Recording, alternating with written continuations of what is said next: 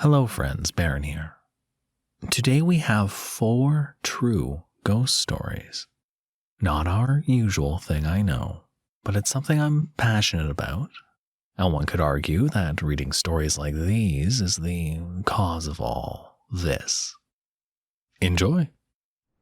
The first story comes to us from Berryloved.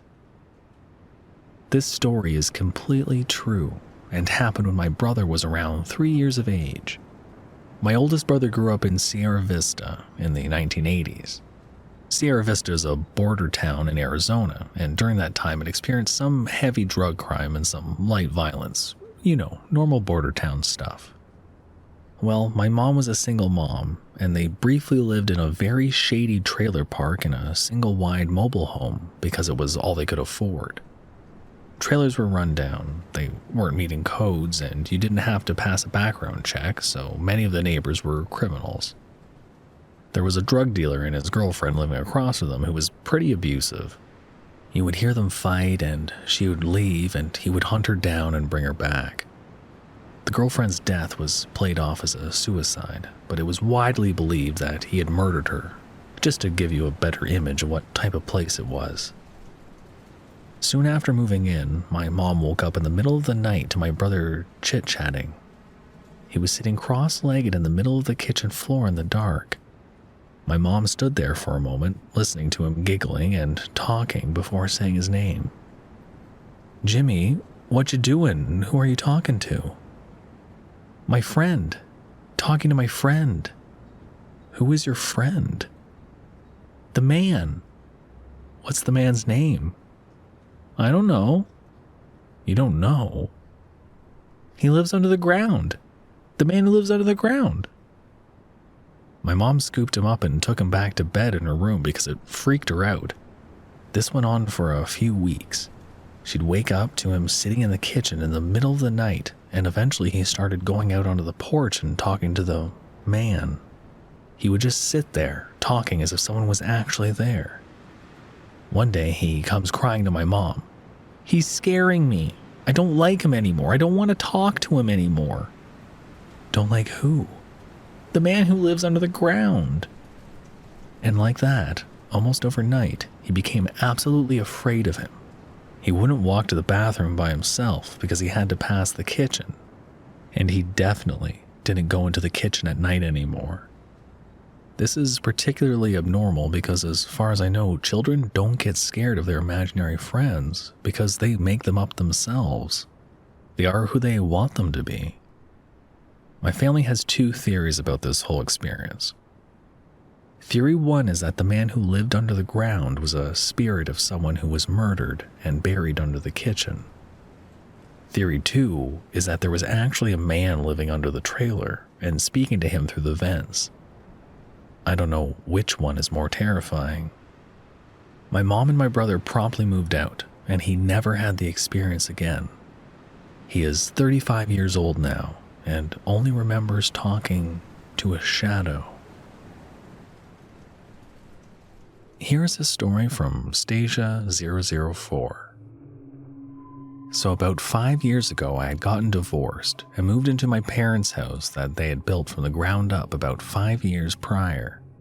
My mom is really funny about curtains, and she's always buying these sheer ones that let in lots of light but don't prevent anyone from seeing into your room. The room that they were letting me use was on the 2nd floor, and it always got a lot of light in it from the street lamps outside.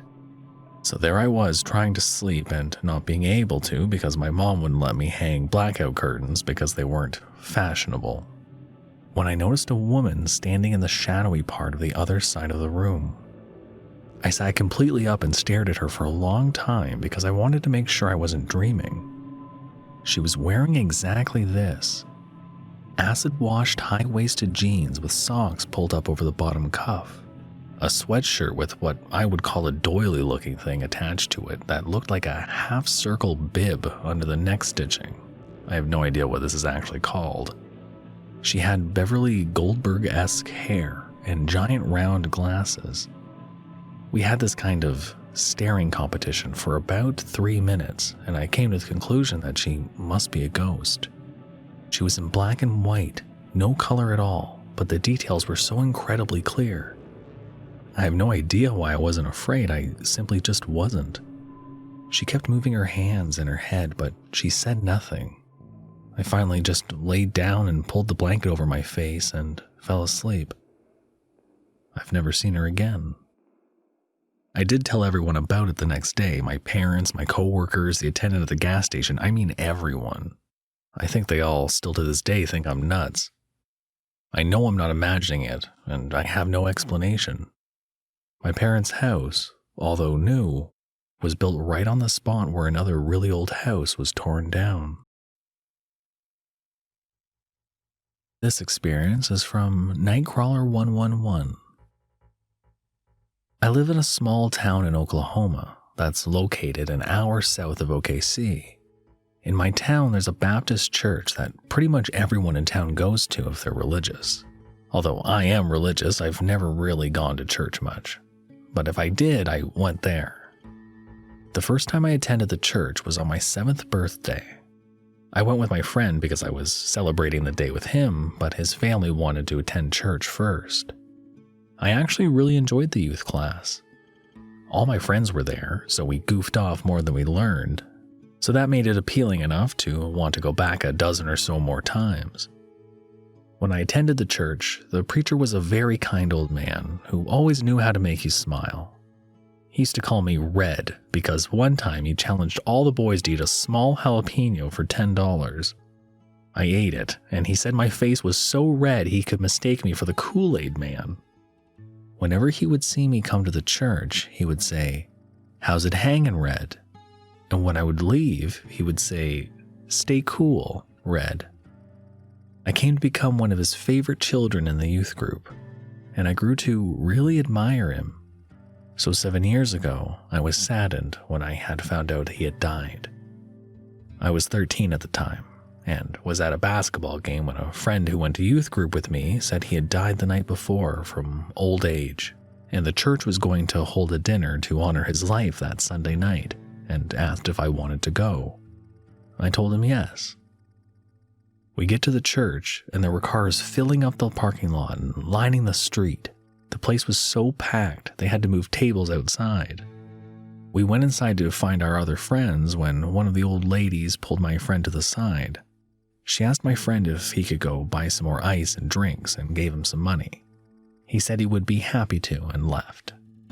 I decided to stay to see if I could be of any service, as they were still setting up for the unexpected amount of people. After a few cups of tea and a lot of Dr. Pepper's hour earlier, I had used the restroom. I made my way to the restroom only to find it occupied. I asked one of the church leaders if I could use the one in the nursery, and they said it was in use too, and to go ahead and use the bathroom in the preacher's office. I hustled my way there and made it there right when I felt like my bladder was going to explode. I get done and start washing my hands, and I hear the door to the office open and close. I dry off my hands and open the door to see no one in the room. My immediate thought was someone just checking to see if anyone was in the office. I made my way to the door, and when I was walking out of the office, I heard clear as day, "Stay cool, Red." Here is a story from British Baguette. It all started when I was 5 to 6 years old and had an imaginary friend named Bombo. He was a small Victorian boy who lived with his mother, who I said lived under the floorboards, in the house that I grew up in. I used to talk and play with him all the time, teaching him about things like my Velcro shoes and some of the toys I had. It was no secret to my family who Bombo was, and even what he looked like from how I had described him. One day, my sister, 14 years old at the time, went back upstairs to our shared room after a family day out and saw him standing in the corner of the room staring at her, exactly how I had described him, even down to the detail of the clothes. A few years passed and I was now 10 or 11 years old. Our family had moved house a couple of times and now lived in a 3-story house in a village just out of my hometown. I always had a weird feeling about that house from the moment we moved in, but I didn't think much of it over the excitement of having my own room on the top floor with a skylight. After a few months, things started to get strange. Things disappearing, hearing footsteps on the middle floor landing at night, etc. These experiences progressively ended up getting stranger with sounds like nails being dragged up the railings on the top floor, getting worse and worse, as well as some nights my little sister, 3 at the time, screaming, saying that there was a man growling at her in her room, although my family put this down as an overactive imagination and didn't think anything else of it. It was quiet for a couple of months before everything came back again, but this time it was so much worse. This was the first time I saw it. One night I was in my room watching TV and getting things ready for school the next day. Out of the corner of my eye, I saw it. A face peering at me through my skylight. Its skin was dark red, and its eyes were white with no pupils, only veins. Dark circles around its eyes leading to black cracks across its face. It was grinning at me. Even without pupils, I knew that it had its eyes locked on me. Needless to say, after a few seconds of initial shock, I ran downstairs to the rest of my family and refused to go back to my room. Shortly after this, my older sister, who had given birth recently and was living with us temporarily, had her own experience. As she was sleeping one night, she heard a knock on her door between 2 and 3 a.m. Thinking that I was the one knocking, she shouted, "What?" twice with no response. The door flung open after a few seconds with such a force that the dresser had dented the door from the impact. No one was there. Shortly afterwards, we moved again for personal reasons to the house that we now have been in for years. For years, there were no unusual experiences other than the occasional sound of footsteps, nothing that couldn't logically be explained. When I was 18, my sleep schedule was the same as any teenager, waking up around noon and going to bed around 3 or 4. This one night in particular, I was up doing the same as always, listening to music, watching films, etc. At midnight, I went downstairs to the kitchen as usual to get some snacks, but on my way back out of the kitchen, I saw it again. Standing behind the front door through one of the glass panels was the same face I saw all those years ago. Same red skin, same eyes, same dark circles and cracking features, staring right at me, this time with one of his hands leant on the other glass panel. As it watched me, the only difference was that this time it wasn't grinning. After standing there for what felt like an eternity, I ran as fast as I could up to my room and locked myself inside. I didn't sleep a wink that night. Some family friends who were regular churchgoers theorized after they had heard what I saw that this thing I had seen was Bombo, or what had taken the form of him in the first place, and when I had stopped giving him my attention and energy, he had then had to use another way of getting my attention. But I don't know what to think for sure. All I know is that what I saw was the exact thing I saw as a child, and it came back. It's been 4 years since the last time I saw it. I hope I never see it again.